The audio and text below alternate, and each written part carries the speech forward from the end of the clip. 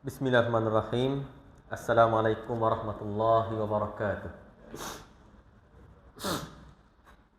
Innal hamdalillah nahmaduhu wa nasta'inuhu wa nastahdihi wa nastaghfiruh wa nu'minu bihi wa natawakkalu alayhi wa na'udzu billahi min shururi anfusina wa min sayyiati a'malina.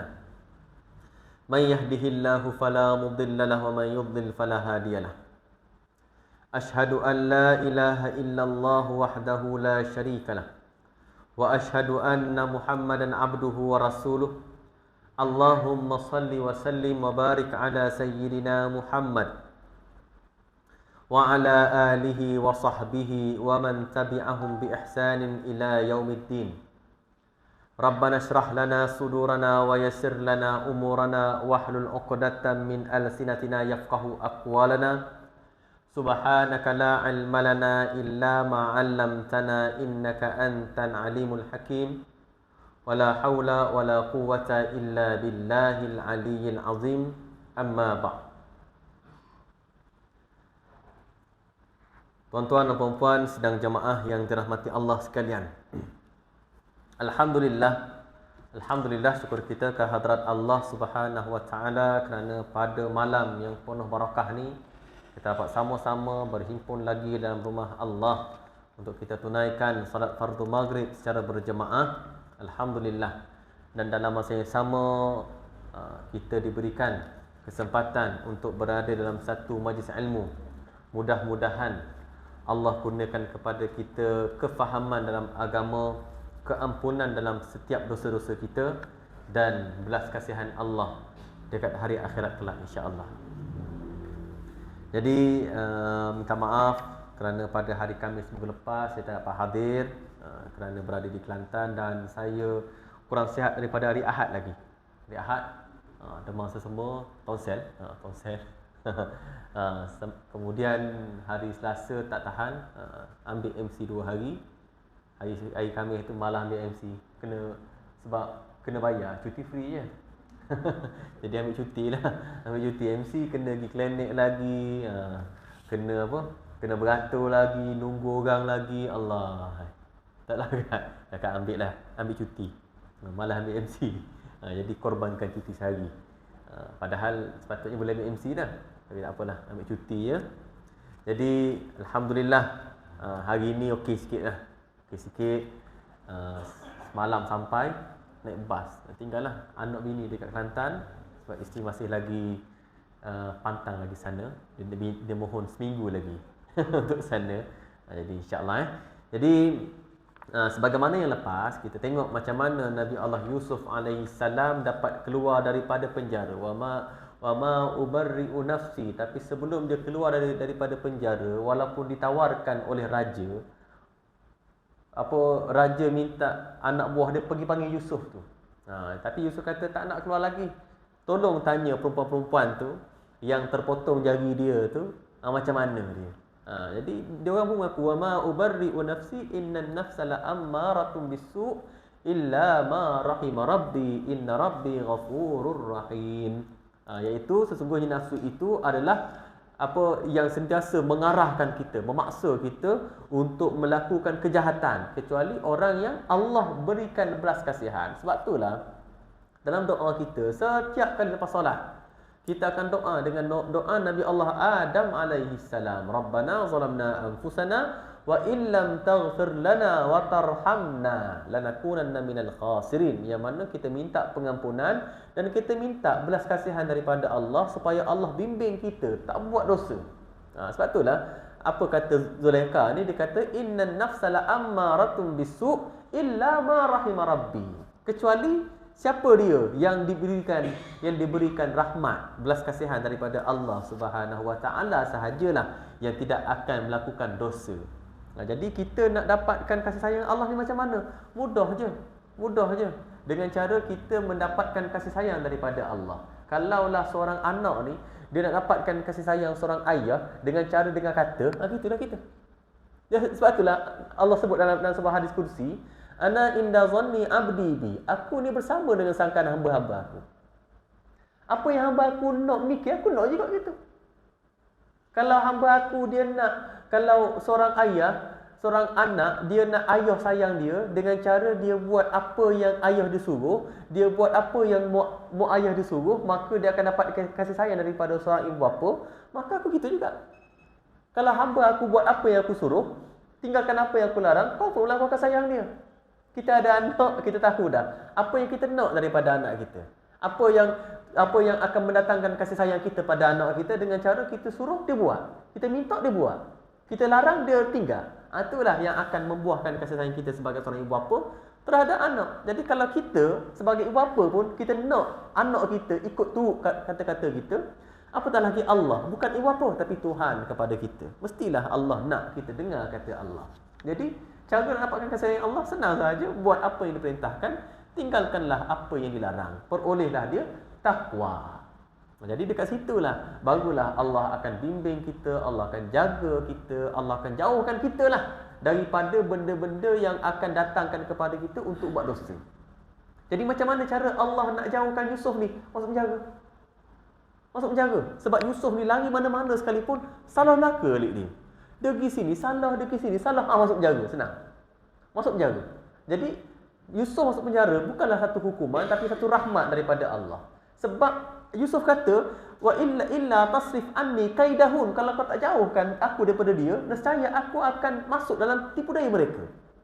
Wa aku minal jahilin, dan aku akan jadi orang jahil. Orang yang ada ilmu tapi tidak mengamalkan ilmu. Kita ni kalau dah orang sekeliling kita macam tu, lama-lama kita akan terikut. Lama-lama kita akan terikut. Macam saya ada seorang yang saya kenal lah. Dia dulu menangis bila mana dia takutkan Allah. Menangis. Hebatlah orang ni. Dia lebih muda daripada saya. Muda lagi dia. Menangis dia. Sampai saya tanya, kenapa nangis ni? Tahu? Terfikir. Takut pada Allah. Takut pada Allah. Lepas tu, dia pun memang solat 5 waktu tu dekat masjid lah. Masjid. Sentiasa dekat masjid. Sentiasa dekat masjid. Sampaikan adik-adik dia nak jalan dengan dia susah. Sebab apa? Sebab dia nak, yang penting kena singgah masjid. Singgah masjid. Kadang dia ajak yang pergi dengan dia tu adik-adik perempuan. Singgah masjid perempuan ni dia bukannya satu keperluan dia untuk solat kat masjid. Bukan satu keperluan bagi dia untuk solat kat masjid. Lakinya. Jadi susah adik-adik dia nak pergi semayang dengan dia. Lepas tu dia pun dapat kerja. Dia minta pendapat saya, macam mana kerja ni? Cakap tak ada masalah kerja ni. Tapi kerja ni dia akan kurangkan kau untuk pergi masjid. Dia akan kurangkan kau untuk pergi masjid. Apa dia kerja dia? Kerja dia boleh. Boleh. Kau kerja yang ni, kau akan kurang pergi masjid. Betul. Masa dia masuk dekat Pulapul, dekat dengan berapa bulan? 6 bulan. Dekat sekeliling dia tu, dia cerita dekat saya, dia kata, aku duduk situ tu, ada orang buka puasa depan aku buka puasa. Buka puasa depan tahun lepas. Dia pergi Pulapul tahun lepas. Depan buka puasa. Dalam satu bilik itu 50% tak puasa. 50%, lebih 50% tak semayang. Bukan kita nak kata satu kerja tu kerja yang buruk, tidak. Tapi kita tahulah macam mana kerja dia dan orang yang masuk tu macam mana. Bukannya kita nak sangka buruk, tapi memang dia nampak sendiri. Dan sekarang ni kalau dia balik kan, kalau saya balik Kelantan, kebetulan jumpa dengan dia, tengok dia, Allah, tak pergi dah masjid. Tak pergi dah sekarang ni. Tak ada dulu kalau pukul 4.50 nampak dia nak naik motor di masjid. Laju orang ni. Laju di masjid. Sekarang memang wallahi saya tahu kenapa. Tapi sebab apa? Sebab dia berada dalam lingkungan macam tu. Bukannya saya kata jangan kerja boleh, kerjalah. Cuma yang pentingnya istiqamah dengan amalan kita. Jangan sampai orang yang mempengaruhi kita yang mempengaruhi orang lain. Jangan sampai orang yang mempengaruhi kita yang mempengaruhi orang lain. Macam itulah Rasulullah. Bila Rasulullah rasa macam aku susahlah untuk mempengaruhi orang lain, uzlah dekat dalam Gua Hira. 3 tahun uzlah dalam Gua Hira sebab tak tahan tengok masyarakat Arab jahiliyah. Macam tu jugalah dengan Nabi Allah Yusuf AS. Bila mana dia tak tahan dengan godaan fitnah yang ada dekat sekeliling dia, dekat dengan dia kata Rabbi sijnu ahabbu ilayya mimma yad'unani ilayhi. Ya Allah, ya Tuhanku, penjara itu lebih aku cintai. Maka Allah pun jawab doa Nabi Yusuf AS dan masukkan Yusuf dalam penjara. Masuk Yusuf dalam penjara. Jadi sebab tu kita kadang-kadang kena cari persekitaran yang baik untuk kita. Kalau kita tak mampu untuk nak membina persekitaran tu, jangan sampai kita yang ikut persekitaran tu. Bukan senang, itulah istiqamah. Istiqamah yang sentiasa. Kalau kita tengok orang-orang kenapa yang paling utama, paling agung sekali dalam amalan ni, iaitu istiqamah. Bukan senang. Tuan-tuan, sebab tuan-tuan duduk dalam ni bagi masjid. Tuan-tuan belum duduk lagi dekat tempat yang tu azan pun tak bunyi. Azan pun tak bunyi. Sampai kan masa saya pergi masuk dekat tempat orang asli pergi semayang, saya imam makmum seorang. Yang azan itulah makmum, yang azan itulah yang muazzin ialah makmum. Saya imam. Kadang-kadang saya azan, saya imam, sayalah makmum. Kalau duduk dekat tempat macam tu, macam mana nak istiqamah untuk pergi masjid? Bukan senang. Sebab tuan-tuan tengok, orang pergi masjid tu nak pergi juga apa kata dia ni, aku tidur di rumah ni. Sekurang-kurangnya ada perasaan-perasaan macam tu. Jadi Nabi Allah Yusuf AS keluar daripada penjara dan diminta untuk diberikan jawatan sebagai seorang menteri. Maka berlakulah kemarau yang panjang. Sebab itulah dipilih Nabi Allah Yusuf AS. Yang pertama dari sudut pentadbiran. Macam mana nak uruskan barang-barang untuk makan supaya dia tahan dalam tempoh yang lama, 7 tahun. Barang yang ni nak guna bila, barang yang ni nak guna bila. Macam mana nak aturkan dengan kena banci dulu. Seluruh rakyat Mesir ni ada berapa orang? Berapa orang isi rumah.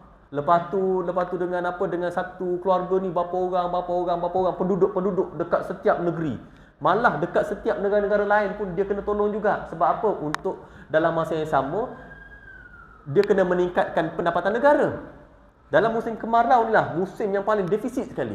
Sebab apa? Sebab kerajaan kena keluar sahaja tanpa masuk hasil. Jadi macam mana untuk masukkan hasil? Dia kena fikirkan juga macam mana untuk menaikkan ekonomi negara dalam keadaan negara yang kemarau 7 tahun. Macam mana? Ada tak Menteri Kewangan boleh buat macam ni? Ada tak? 7 tahun kemarau, dalam masa yang sama dia nak tadbir makanan-makanan ni. Yang sekarang ni kan menteri kan ada keterjaminan makanan. Itu setara makanan ada ni. Belum kemarau tu. Itu pun dah susah sikit dah. Nampak susah macam mana nak stabilkan makanan dekat dalam sesebuah negara. Tapi dalam masa yang sama, yang dengan kemarau tu macam mana dia nak stabilkan dari sudut kewangan, perbendaharaan. Jadi bukan senang nak jadi menteri macam Nabi Allah Yusuf alaihi salam. Maka bila mana berlaku kemarau 7 tahun, mula-mula berlaku musim yang segar. Bayangkan musim yang segar 7 tahun tu. Qala tazra'una sab'a sinina da'aban fama hasadtum fazaruhu fi sumbulihi illa qalilan mimma ta'kulun. Iaitu mereka kena bercocok tanam. Qala tazra'una sab'a sinina da'aban. 7 tahun tanam bersungguh-sungguh. Fama hasadtum, maka apa yang dihasilkan tu fazaruhu fi sumbulihi, disimpan pada tangkai dia. Illa qalilan mimma ta'kulun. Jadi dalam tempoh tuai hasil tu sedikit sahaja dia kena tadbir selama 14 tahun tu, sikit je untuk makan dalam tempoh 7 tahun. Simpan yang banyak tu untuk dalam tempoh 7 tahun akan datang. Macam mana nak simpan 7 tahun makanan? Telur simpan 14 hari busuk dah. Telur simpan sebulan busuk dah. Tak boleh simpan lama-lama. Jadi macam mana? Inilah perancangan-perancangan yang dijalankan oleh Nabi Allah Yusuf alaihi salam. Tapi dalam tempoh tu ada juga orang-orang luar datang untuk beli. Antaranya abang-abang Nabi Allah Yusuf alaihi salam. Wa jaa ikhwatu Yusuf, dan telah datanglah adik-beradik Yusuf. Fadakhalu alaihi, maka terus jumpa kepada menteri. Fa'arafahu, maka Yusuf kenal dia sebab tak ada muka orang yang dewasa ni bila dia tua dia tak ada berubah sangat. Melainkan muka budak-budak. Wahum lahu munkirun. Tapi abang-abang Yusuf tak kenal Yusuf. Sebab dia buang Yusuf masa umur 10 hingga 12 tahun. Yang mana masa umur 10 hingga 12 tahun tu belum kemuncak tumbesaran dia. Jadi banyak muka dah berubah dah. Kalau tuan-tuan tengok muka tuan-tuan masa umur 10 tahun dengan sekarang, beza banyak dah. Tak cam dah rasanya. Kalau tengok kan, tak cam balik, ni aku ni. Tak cam dah. Tapi dia cam abang-abang Yusuf ni. Yusuf cam abang-abang dia. sebab tak banyak berubah pada muka abang dia. Sebab itulah Yusuf kata, fa'arafahum, Allah kata, Yusuf kenal dia.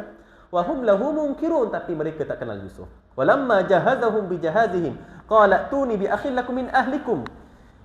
Ala tarawna anni ufil kaila wa ana khairul munzilin. Maka ketika Nabi Allah Yusuf AS menyediakan, walamma jahazahum bijahazihim, menyediakan bekalan makanan untuk 10 orang, untuk 12 orang. Bila dalam keadaan kemarau, dia mesti bagi ikut kepada jumlah pala yang bagi. Kalau tuan-tuan pergi dekat Maidin, apa macam minyak subsidi kan dia ada had pembelian. Mana boleh satu pala, satu resip boleh beli 2 je ataupun 3. Kalau lebih lagi dia akan kena denda lah dengan Capital HCP. Sekarang ni cek tak boleh ni sebab jualan lebih. Jadi macam tu juga dalam tempoh kemarau macam ni, jualan dia terhad kepada berapa orang yang datang. Kalau yang datang tu 10 orang, sepatutnya dia kena jual untuk 10 orang. Tapi dia bagi alasan sebab adik dia kecil, ayah dia tua, adik dia jaga ayah dia. Adik dia bukan kecil, besar dah sebenarnya. Cuma dia tugas dia untuk jaga ayah dia yang tua. Tapi Yusuf tak nak terima alasan tu. Dia kata, okey tak apa, kali ni aku lepas. Tapi lain kali kalau kau nak dapatkan lagi bekalan ni, engkau kena datang dengan adik engkau. Qala tuni bi akhil lakum min abikum. Nanti kau datang lepas habis bekalan makanan ni untuk sebulan 2 je ni. 2 bulan kau datang nanti lepas ni, kau kena bawa adik engkau.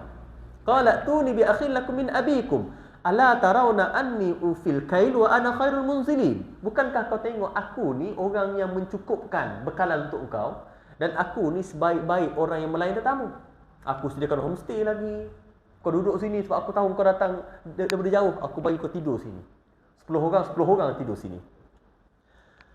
Kita masuk ayat yang ke-60. Saya bacakan 3 ayat dulu, kemudian kita akan kongsikan. A'udzubillahi minasyaitonirrajim. Fa in lam ta'tuni bihi fala kayla lakum indi wala taqrabun. Qalu sanurawidu anhu abahu wa inna lafa'ilun. وقال لفتيانه اجعلوا بضاعتهم في رحالهم لعلهم يعرفونها إذا انقلبوا إلى أهلهم لعلهم يرجعون. Maka lepas Nabi Allah Yusuf AS, macam kita lah, ni antara marketing lah, macam mana cara nak tarik dengan cara dia bagi lebih. Tapi dia ada ugutan pula. Sebab dia memegang kuasa. Dia memegang kuasa dalam untuk mengagih-agihkan makanan ni. Tak boleh nak bagi lebih. Iaitu ayat ke-60. Fa illam ta'tuni bihi fala kayla lakum indi wala taqrabun. Yusuf ugut pula kepada abang-abang dia, fa illam ta'tuni bihi. Kalau sekiranya kamu lam ta'tuni, kamu semua ni tak bawa Bunyamin tu, adik korang tu, bihi, bersama-sama dengan korang, fala kayla lakum indi, maka tidak ada lagi bekalan makanan untuk engkau daripada aku. Tak ada lagi dah.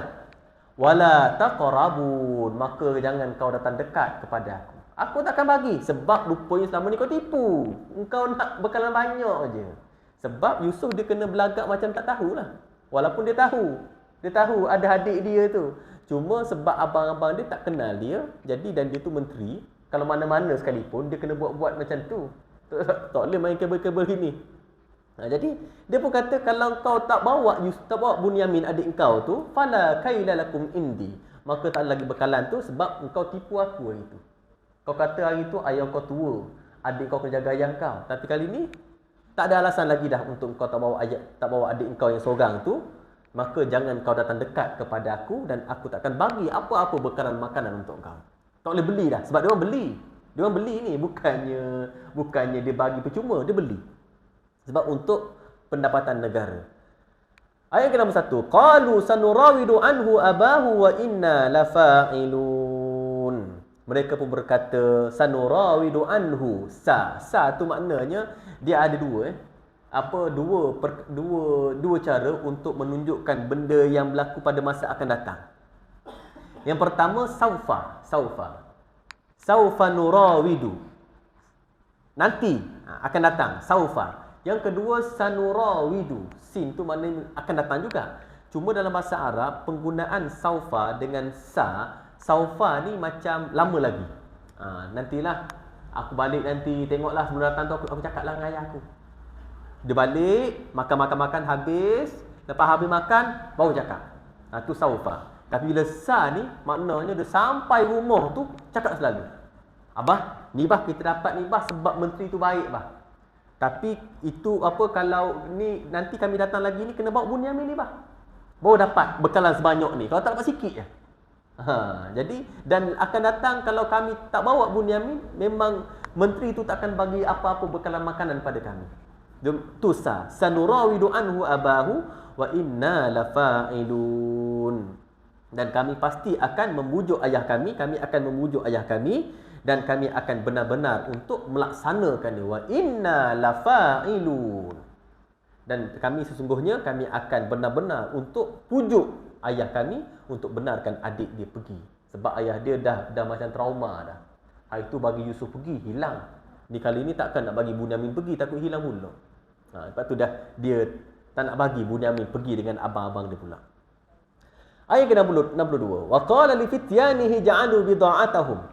Maka untuk nak menaikkan lagi harapan supaya memang betul-betul, ini daripada tindakan Nabi Allah Yusuf AS untuk memastikan abang-abang dia betul-betul datang dekat dia. Datang dekat dia, bawa adik dia tu, iaitu Bunyamin. Adik-adik dia seorang lagi. Maka Nabi Allah Yusuf AS, dia tunjukkan kemurahan hati dia. Dia perintahkan kepada orang suruhan dia. Wa qala li fityanihi. Dan Nabi Allah Yusuf AS berkata kepada fityanihi, orang suruhan dia. Ij'alu bida'atahum.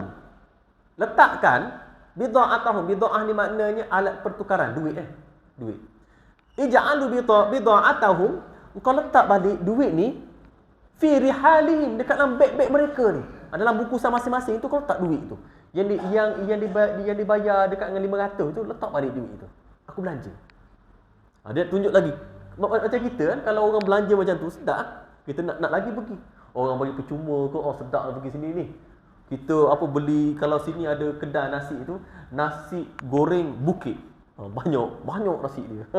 Sedap pergi. Makan boleh 2 orang, 3 orang boleh makan. Jadi menyebabkan orang rasa nak pergi lagi.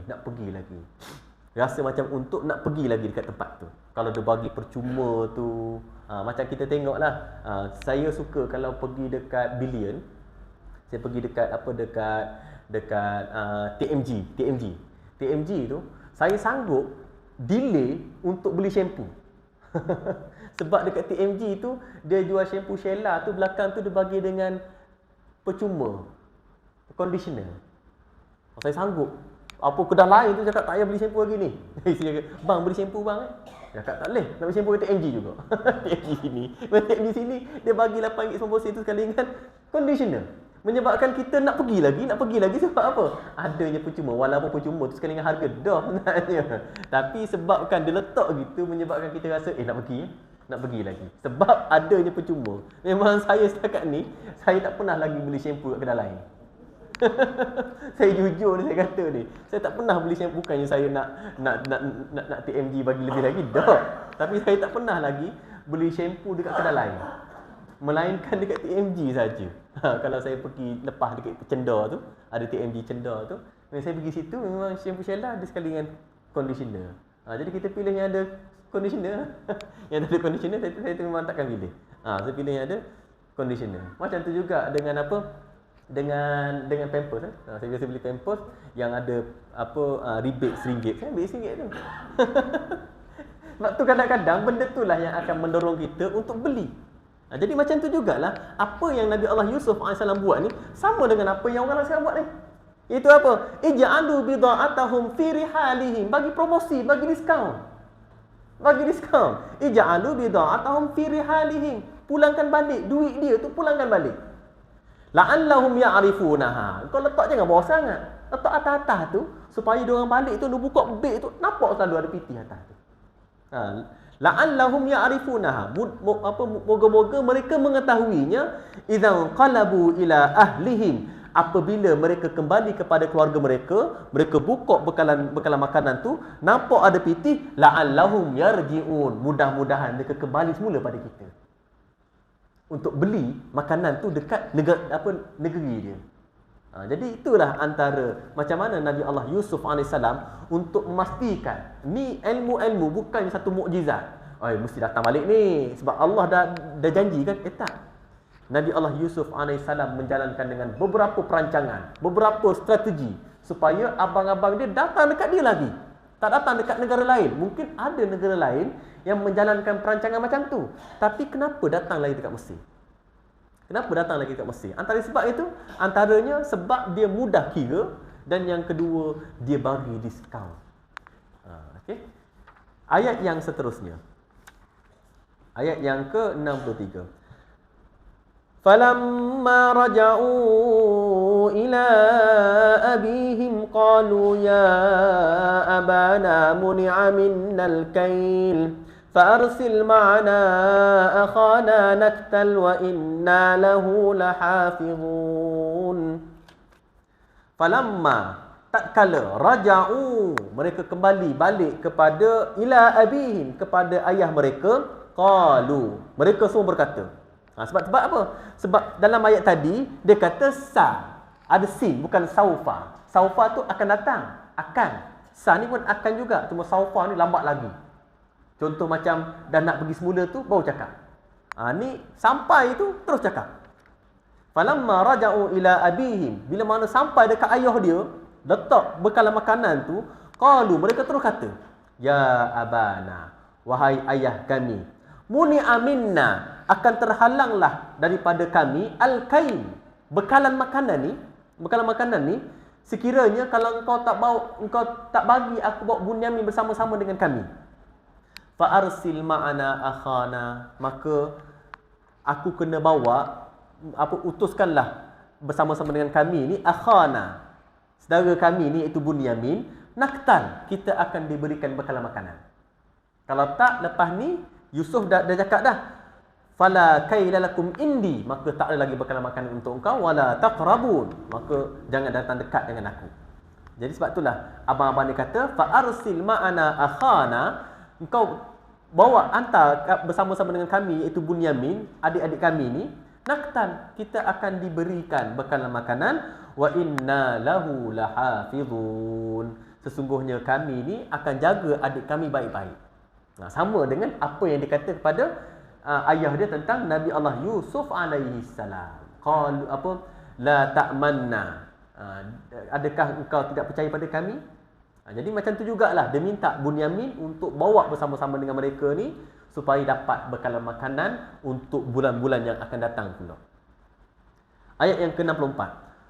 Qala hal amanukum alaihi illa kama amintukum ala akhihi min qabl. Fallahu khairun hafiza wa huwa arhamur rahimin. Maka ayah dia ni dah ada pengalaman dah dulu dengan abang-abang Yusuf ni, Yusuf AS ni, iaitu bila mana dia amanahkan. Qala hal, maka Nabi Allah Yaqub AS berkata, hal amanukum, adakah aku nak amanahkan kepada kamu, aku nak percaya kepada kamu, alai, ke atasnya, iaitu Bunyamin ni, illa kama amintukum ala akhihi min qabl, seperti mana aku dulu percayakan kau terhadap Yusuf AS. Adakah kau nak aku percaya kepada kau sekarang ni untuk bagi Bunyamin ikut bersama-sama dengan kau, seperti mana aku percayakan kau Yusuf bersama-sama dengan kau dulu? Fallahu khairun hafizah, maka Allah lah sebaik-baik penjaga, wa huwa arhamur rahimin, dan Allah lah yang maha penyayang daripada yang maha penyayang, yang paling penyayang daripada yang maha penyayang. Allah lah sebaik-baik penjaga. Selama ni dia kata wa inna lahu lahafizun, sesungguhnya kami akan jaga dia. Kau bukan kau sebaik penjaga. Sebab apa? Fallahu khairun hafizah, Allah lah sebaik-baik penjaga. Macam mana Allah jaga Nabi Allah Ismail alaihi salam dekat tengah-tengah padang pasir.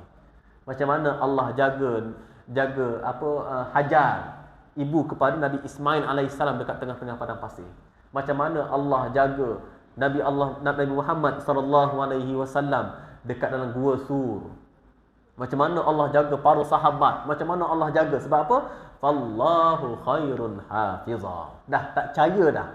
Dah tak percaya dah pada penjagaan abang-abang dia, tapi lebih percaya kepada Allah sebaik-baik penjaga. Macam tu jugalah kita dekat dalam ayat ni, Allah nak ajarkan kepada kita, iaitu tawakal. Tawakal bahawa Allah lah sebaik-baik penjaga. Kadang-kadang kan, kita hantar anak kita pergi sekolah, kita tengok takut berlaku apa-apa, takut cikgu dera ke apa, takutnya. Tanpa kita serah kepada Allah. Tapi sekarang ni kita tengok kan, saya alhamdulillah lah setakat ni saya jumpa pengasuh pada anak-anak saya ni, semuanya pengasuh yang membuatkan anak saya tu macam anak sendiri. Alhamdulillah. Masa duduk dekat Pulau Pinang sampailah sini, memang alhamdulillah jumpa pengasuh yang boleh jaga anak saya ni macam anak dia sendiri. Bukan dia buat macam betul-betul bekerja, tidaklah. Alhamdulillah. Sebab apa? Memang ni yang saya pegang dengan isi saya sejak dulu lagi, iaitu Allah lah sebaik-baik penjaga. Kita hantar kepada penjaga sesiapa sekalipun, tapi Allah lah sebaik-baik penjaga. Fallahu khairun hafiza wa huwa arhamur rahimin. Sebab Allah sangat sayang kepada hamba-hamba dia. Ayat yang ke-65.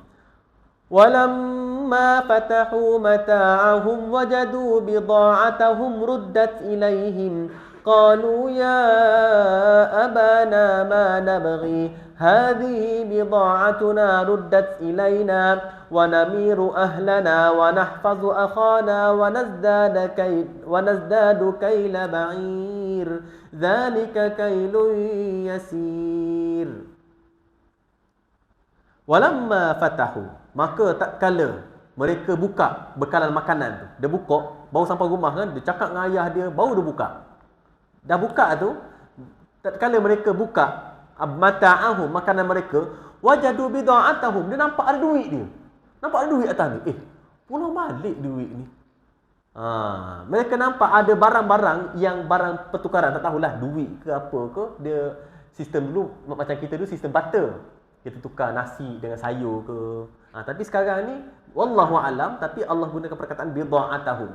Bida'ah ni maknanya alat pertukaran. Ikutlah duit ke ataupun apa-apa barang yang berharga yang boleh dijadikan sebagai alat pertukaran. Mereka nampak wajadu bida'atahum ruddat ilaihim, yang dikembalikan kepada mereka.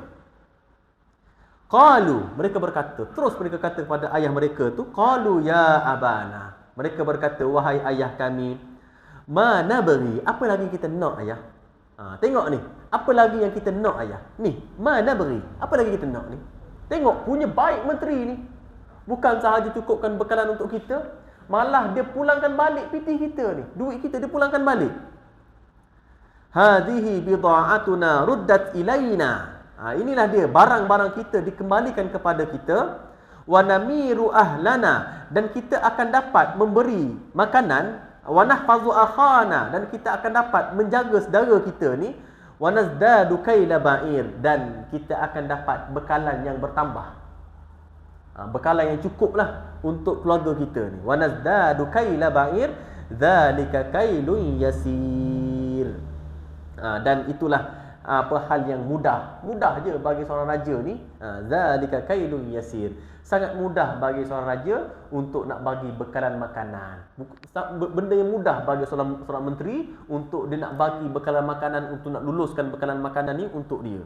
Macam gitulah. Kalaulah dengan Allah ni pula, apatah lagi Allah. Sebab Allah pemilik kepada segala-galanya. Setiap sesuatu Allah lah pemiliknya.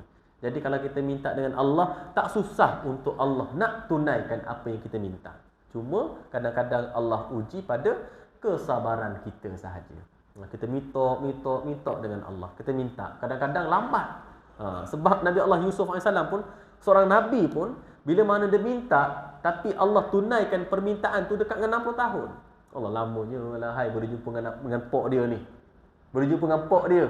Bukannya dalam tempoh yang sekejap tempoh yang lama. Masa ni umur Nabi Allah Yusuf AS sekitar umur 50 tahun. 50 lebih.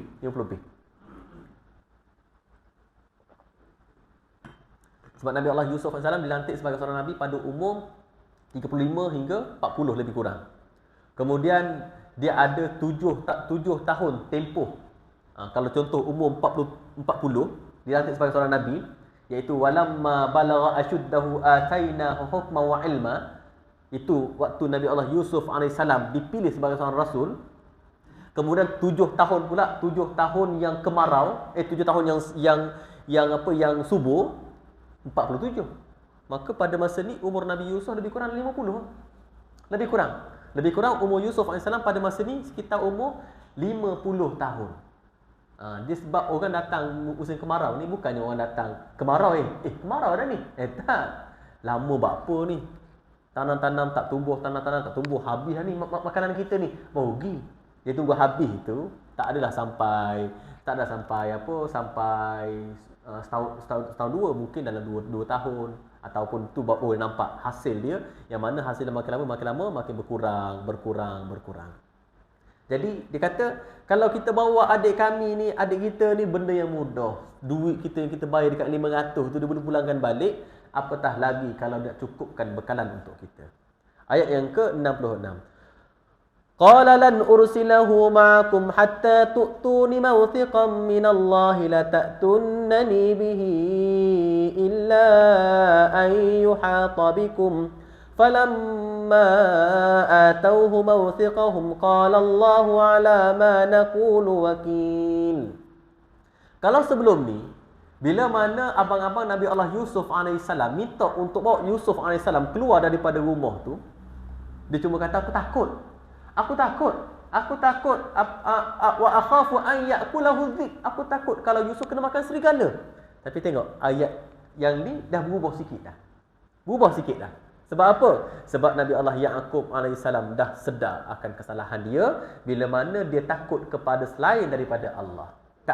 Tadi asalnya abang dia kata kami sebaik-baik penjaga. Tapi ni Nabi Allah Ya'qub AS kata, Fallahu khairun hafiza. Allah sebaik-baik penjaga.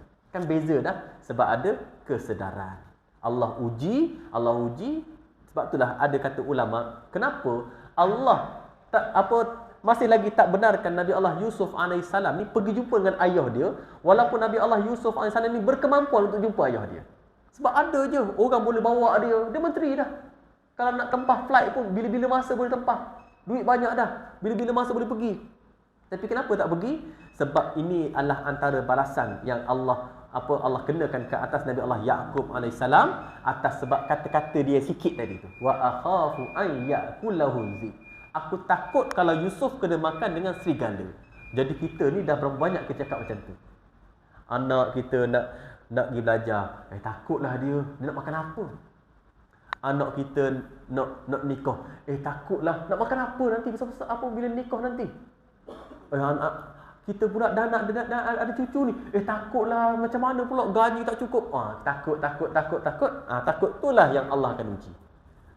Allah akan uji dengan apa yang kita takut. Kalau kita betul kita takutkan kepada Allah, Allah akan uji kita. Kalau kita takutkan kepada benda selain daripada Allah pun, Allah akan uji kita dengan apa yang kita takutkan. Lepas tu kadang-kadang kita tengok ujian yang orang itu hadapi adalah ujian yang benda yang dia takutkan. Jadi Nabi Allah Yusuf Ya'qub AS ni diuji dengan benda yang dia takut, iaitu anak-anak dia. Tapi ayat dah berbezalah. Qala lan ursilahu ma'akum. Nabi Allah Ya'qub AS berkata, lan ursilahu. Aku takkan sesekali membenarkan kau bawa Bunyamin ni ma'akum bersama-sama dengan kau hatta sehinggalah tu'tuni mawthiqan minallah. Engkau bersumpah janji dengan Allah.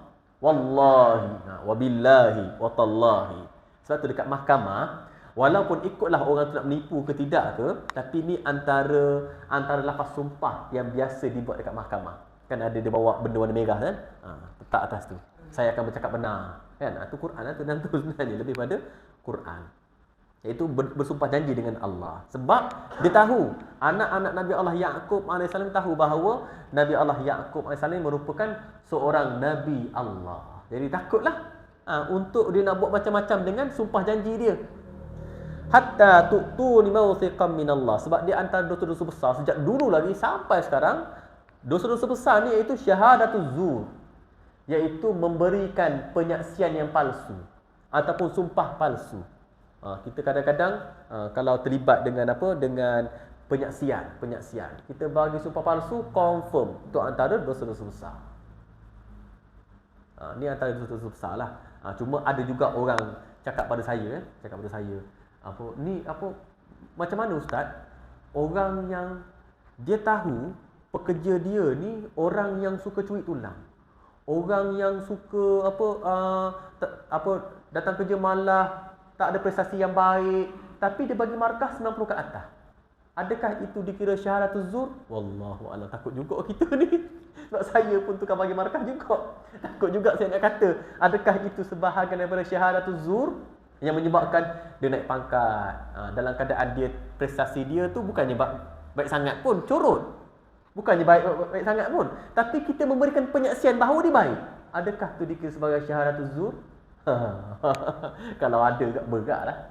Beratlah bagi orang yang kerja-kerja ni, dia bagi markah yang tinggi semata-mata sebab ni anak saing, ni anak kawan, ni kawan baik, ni ada sekian-sekian, menyebabkan dia markah tinggi, naik pangkat lebih laju daripada orang yang bekerja keras. Itu pun mungkin wallahu a'lam. Adakah dia dikategorikan? Saya takut untuk cakap sebab kena pada saya juga nanti akan datang. Sebab saya takut untuk cakap, takut Allah uji saya pula. Ada staff sekarang ni saya punya penilaian seorang je. Yang saya nilai seorang je, tak apalah. Yang ramai-ramai nanti kalau saya akan datang balik ke Kelantan ke, dah ada masa saya dekat Kelantan adalah lebih kurang dalam 5-6 orang staff yang saya kena nilai. Sini seorang je, alhamdulillah. Yang 5-6 orang tu pun takut juga saya nak bagi penilaian. Takut juga kita nak bagi penilaian. Kadang-kadang saya nampak dah dia ni kurang sikit lah. Cuma kita katalah, saya bagi markah tinggi ni bukan sebab awak kerja elok ni. Saya bagi markah tinggi ni bukan sebab awak kerja elok. Awak datang lambat kadang-kadang. Tapi saya bagi markah tinggi ni sebab nak mudahkan awak datang lambat tu. Sebab apa? Rumah jauh sana tu. Jadi biar mudah naik pangkat, pindah lain. Bukan dia bagi markah tinggi tu untuk dia pangkat, tak, naik pangkat pindah lain. Sebab apa? Bagi pindah dekat rumah dia lah. Dia jauh, main dengan 80 km. Memang lambatlah datang. 80 km daripada rumah dia nak bagi jabat 80 km pergi. Saya 60 km pergi saja. Balik 60 km. Dia 80 km. Allah, jauh lagi sikit daripada kita. Jadi dia datang lambat sikit pun mungkin sebab tu. Tak naklah judge, tapi saya bagi markah tinggi jugalah. Cakap saya bagi markah tinggi ni bukan sebab kerja molek. Tapi markah tinggi ni supaya dapat naik pangkat dan pindah dekat dengan rumah. Sebab saya tahu rumah dia dekat kawasan tu. Kalau dapat pindah dekat situ, memang dekatlah dengan rumah dia. Mungkin dia kerja bagi lambat sebab tu. Sebab tu kadang-kadang takut juga bila sebut syahadatul zur ni, penyaksian palsu. Jadi itulah. Sebab itulah abang-abang Nabi Yusuf bila dengar saksi ni kena bagi sumpah ni, takut lah. Jadi sebab itulah Nabi Allah Yaqub alaihissalam ni dia bagi amaran, lan ursilahu ma'akum, aku takkan benarkan kau bawa Bunyamin bersama-sama dengan kau hatta tu'tuni mawthiqan minallah, sehinggalah engkau bersumpah janji dengan Allah. Mawthiqan minallah, kau ikat janji kau dengan Allah. Sebelum ni kau ikat janji dengan aku je. Kali ni kau ikat janji dengan Allah. La ta'tunnani bih, yang mana kau pasti akan bawa balik Bunyamin bersama dengan kau. Jangan balik engkau 10 orang je. Bawa balik dengan Bunyamin sekali. La ta'tunnani bih. Illa, kecuali ayyuhata bikum, kecuali engkau dikepung. Sebab bila dalam perjalanan dekat padang pasir, kalau dekat laut kita panggil lanun, kan? Kalau laut ni kita panggil lanun. Tapi kalau dekat padang pasir ni kita panggil sebagai qati'ut tariq, pemotong jalan. Dia kerja dia potong jalan, dia akan rompak ke, colek ke, ikutlah. Tu qati'ut tariq. Qati'ut tariq, dia pemotong jalan, dia akan sekat, dia akan kepung, dia akan curi barang, kemudian ambil orang untuk jual ke, gitulah. Sebab zaman tu zaman hamba. Zaman sekarang tak ada lah, dia lebih ada jual organ je lah. Zaman sekarang lebih ada bunuh ke, jual organ ke, ikutlah. Jadi dia kata, Nabi Allah Yaqub kata, kau dah bawa janji, ikat janji kau dengan Allah, la ta'tunnani bi, yang mana kau pasti akan bawa balik Bunyamin bersama-sama dengan kau, illa ayyuhata bikum, kecuali kalau kau dikepung oleh musuh. Falamma atauhu mawthiqahum qala Allahu ala ma naqulu wakil. Setelah mereka bersumpah janji, mereka mengucapkan sumpah dia, iaitu yang mana dia akan bawa balik Nabi Allah Bunyamin ni bersama-sama dengan mereka, kecuali kalau dikepung oleh musuh. Maka Nabi Allah Yaqub pun berkata, qala Allahu ala ma naqulu wakil. Allah lah saksi terhadap apa yang kamu semua ucapkan. Apa yang kita ucapkan, Allah saksi dia. Macam tu jugalah dengan apa sahaja saksi yang kita bagi dekat mahkamah ke, kita bagi dekat orang lain ke, ataupun kita bagi dalam penilaian kita ke. Jadi semua tu adalah Allah yang menjadi saksi atas apa yang kita buat. Faman ya'mal mithqala dzarratin khairan yarah wa man ya'mal mithqala dzarratin syarran yarah. Itulah antara syahadatuz zur, iaitu penyaksian palsu ni yang ramai orang tak perasan. Saya takut untuk cakap walaupun betul-betul. Ada orang tanya saya, betul juga ni. Betul lah, sebab kita saksi. Kita yang memberikan penyaksian bahawa orang ni kerja molek. Orang ni layak untuk markah yang tinggi. Kita yang bagi saksi itu. Dan Allah, qala Allahu ala ma naqulu wakil. Allah akan jadi saksi atas apa yang kita ucapkan. Atas apa yang kita ucapkan. Allah lah saksi. Jadi hati-hatilah. Siapa yang bekerja macam saya bekerja. Kalau kita bagi penyaksian yang palsu, itulah. Kalau kita kata, sedaplah dia bos, gaji besar tapi bebanan pun besar dan pertanyaan dekat akhirat pun lagi besar. Nak tak jadi bos? Nak tak jadi ketua jawatan? Nak tak jadi menteri? Nak tak jadi ketua pengarah? Mintalah jawatan tu. Semakin besar apa yang kita buat, semakin besar jawatan yang kita pegang, semakin banyaklah soalan yang Allah akan tanya dekat akhirat sana. Kenapa kau gini ni? Disebabkan kau bagi markah sebanyak ni lah, dia naik pangkat dan akhir sekali dia salah gunakan jawatan dia untuk kepentingan peribadi. Ambil. Nak jawab tu macam mana? Allahu Akbar. Neraka dah nampak. Tak nampak lain dah. Syahadatuz zur ni di antara al-kabair, antara dosa-dosa besar yang Nabi sebut dekat dalam hadis dia. Antara dosa-dosa besar selain daripada membunuh. Selain daripada syirik kepada Allah, membunuh, antaranya syahadatuz zur, memberikan penyaksian yang palsu. Sebab tu hati-hatilah dalam siapa yang bekerja. Saya sendirilah. Ni sebenarnya pesanan ni untuk saya sendiri. Untuk saya sendiri, saya yang bekerja, sebab saya ada masa lagi bekerja lebih kurang dalam 27 tahun. Lama lagi saya akan memberikan penyaksian. 27 tahun lagi saya kena berikan penyaksian. Jadi 27 tahun tu jugalah saya akan dinilai oleh Allah. Qala Allahu ala ma naqulu wakil. Allah lah akan saksikan atas apa yang kita lakukan. Jadi insya-Allah kita berhenti setakat itu sahaja. Kita akan sambung lagi macam mana perancangan Nabi Allah Yusuf alaihissalam untuk terhadap adik dia dalam perancangan untuk dia berjumpa dengan ayah dia. Kita tengok macam mana perancangan dia dalam pertemuan yang akan datang. Segala yang baik datang daripada Allah Subhanahu Wa Taala. Yang kurang, yang ada masalah silap daripada kelemahan saya sendiri, mudah-mudahan Allah gunakan kepada kita kefahaman dalam agama, keampunan atas segala dosa dan belas kasihan Allah dekat akhirat nanti insya-Allah. Aqulu qauli hadza wa astaghfirullahal azim li wa lakum. Wassalamualaikum warahmatullahi wabarakatuh. Na'udzubillahi minasyaitonir rajim. Bismillahirrahmanirrahim. Alhamdulillahi rabbil alamin wassalatu wassalamu ala sayyidina Muhammadin asyrafil mursalin wa ala alihi wa sahbihi ajma'in. Allahumma arhamna bil Qur'an waj'alhu lana imaman wa nuran wa hudan wa rahmah. Allahumma dzakirna minhu ma nussina wa 'allimna minhu ma jahilna warzuqna tilawatahu ana al-laili wa atrafan nahar waj'alhu lana hujjatan ya rabbal alamin. Allahumma ja'al jam'ana hadza jam'an marhuma wa tafarruqna min ba'dihi tafarruqan ma'suma. ولا تجعل اللهم فينا ولا معنا ولا من يتبعنا شقيا ولا مطرودا ولا محروما. ربنا آتنا في الدنيا حسنة وفي الآخرة حسنة وقنا عذاب النار. وصلى الله على سيدنا محمد وعلى آله وصحبه وسلم والحمد لله رب العالمين. تقبل الله منكم. السلام عليكم ورحمة الله وبركاته.